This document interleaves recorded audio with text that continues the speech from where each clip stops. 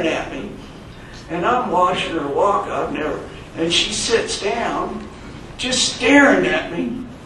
And after about 30 seconds, she starts crying. Tears just start flowing down her face. And she said to me, she said, "Chris," she said, "you know you died last month on the operating table." And I said, "Yeah." I said, "The doctors told me I did."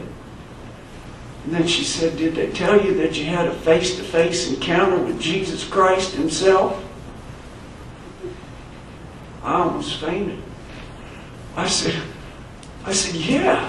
I said, "As a matter of fact, they did. But they couldn't tell me what he had to say. Do you know what he had to say?" She said, "Oh, yeah." She says, "I got the whole thing." I said, "Well, let's have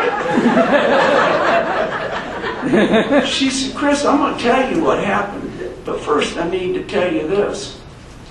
When you came to see me last year, and I told you you had cancer and you were going to die," she said, "that was it." She said, "That was your life." She said, "You're not supposed to be here right now." She said, "That's important and I want you to know that." And I didn't know what to, I'm just taken away with all that. I said, "Okay."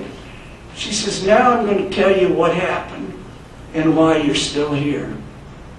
I said, "Please do." She said, "Chris, when you left your body," she said, "you screamed out at the top of your lungs that you were sorry if you'd ever hurt anybody in any way while you were visiting Earth." And I'd had problems with Vietnam. And anyway, she said, "You yelled it out with so much emotion and so much conviction that you startled everybody that was around you." And he happened to be standing right there. And he walked over to where you were to see what all the commotion was about. She said, "Chris, you jumped in front of him and you didn't have any idea who you were talking to." She said, "You just started running your mouth like you're prone to do. And you told him that you had cancer and you were getting a big government check now every month. And you'd never have to go back to work again, and you weren't ready to die. You wanted to go back and have some fun." She said, "Chris, you got him to laughing." She said, "You got everybody to laughing." She said, "Chris, Jesus Christ reached over right then and touched you and instantaneously cured you of your cancer and sent you back to your body."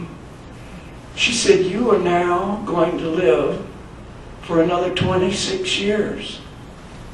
She said, "You're going to tell a lot of people what I'm telling you here today." And she says, "None of them are going to believe you." She said, "Well, I believe you because I know it's true." And she said, "You want to know what you're going to be doing for the rest of your life?" And I said, "Sure." "Why?" "What?" She said, "Chris, you're going to spend the rest of your life helping other people who have had similar problems in life that you've had."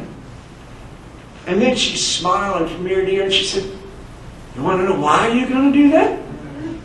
I said, "Sure, why?" She said, "Because that's all you want to do." And I'm here to tell you today, that was 10 years ago, so I figure I got 15 more years. I've gone back to school, I've gotten a master's degree in social work, and I do volunteer social work, and I try to tell other cancer patients, you know, that I've got a letter from Duke, and I've got one from a doctor, chief oncology of the VA in Richmond. I've got it right there in my briefcase, as a matter of fact, saying that there's absolutely no possibility of my being cured. Hey, do I have news for those guys? Jesus Christ healed me. And I believe that to my soul, that He touched me and He healed me. And that's it.